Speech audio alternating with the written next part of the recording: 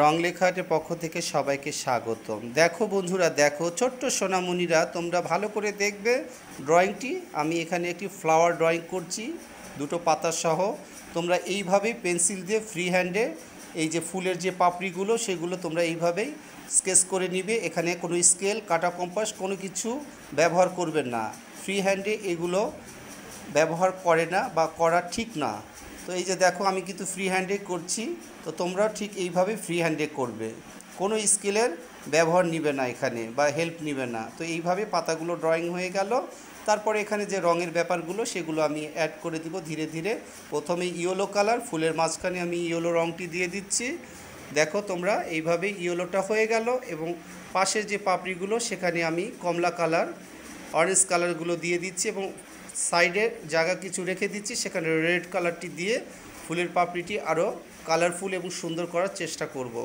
তো আশা করি তোমরা ছোট্ট সোনামণিরা এইভাবে দেখে দেখে তোমরা ড্রয়িংগুলো শিখতে যদি পারো, তাহলেই রং লেখা আর্টের সার্থকতা।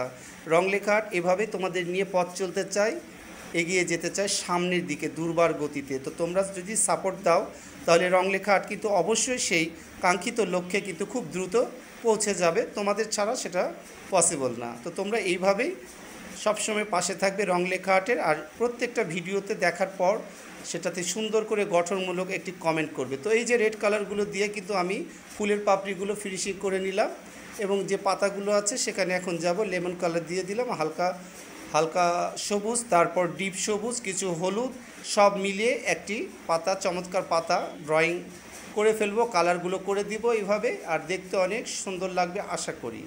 আর সেই সুন্দরটা তোমরাই বলবে কেমন হলো ড্রয়িংটি আমার।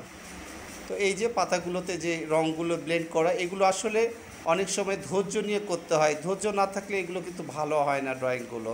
এগুলো মাথায় রাখবে, যখন মন ভালো থাকবে তখনই ড্রয়িং নিয়ে বসবে, দেখবে ড্রয়িংগুলো অনেক সুন্দর হচ্ছে। তো এই যে এইভাবে ব্লেন্ড করে দিচ্ছি, মিক্স করে একটার সঙ্গে আর একটা। আর যেটা বলি বরাবর, যে সুতা পেন্সিল যেটা আমাদের ব্যবহার করতেই হয়, এই যে হলুদ কালারও দিয়ে দিলাম। তারপরে যে সুতা পেন্সিলের যে ব্যবহারটা সেটা এখানে করব। আর সুতা পেন্সিল ব্যবহার করলে ড্রয়িংটা অনেক চমৎকার এবং সুন্দর লাগে আরও। তো এই যে একে একে এইভাবেই দিয়ে দিচ্ছি আমি সুতা পেন্সিল দিয়ে পাপড়িগুলো এইভাবে দেওয়া হচ্ছে। দেখো বন্ধুরা, অনেক কিছু সুন্দর লাগছে দেখতে। এই যে তারপরে পাশ দিয়ে এই যে যে ব্যাপারগুলো আছে সেগুলো দিলাম। তো আমার যে ফেসবুক এবং ইউটিউব সমানে সেটা এগিয়ে যাচ্ছে তোমাদের সাপোর্টে, ভালোবাসায়। আশা করি তোমরা অবশ্যই ইউটিউবে গিয়ে ভিজিট করে আসবে, ইউটিউব চ্যানেল রং লেখা আর্ট ইংলিশে। আর ফেসবুকে তো রইলই। তো এইভাবে তোমরা ভালোবাসা দাও রং লেখা আর্টকে। আর ড্রয়িং কেমন হলো আবারও বলছি, কমেন্টে জানিও। আজকের মতো এখানে শেষ করছি। আল্লাহ হাফেজ।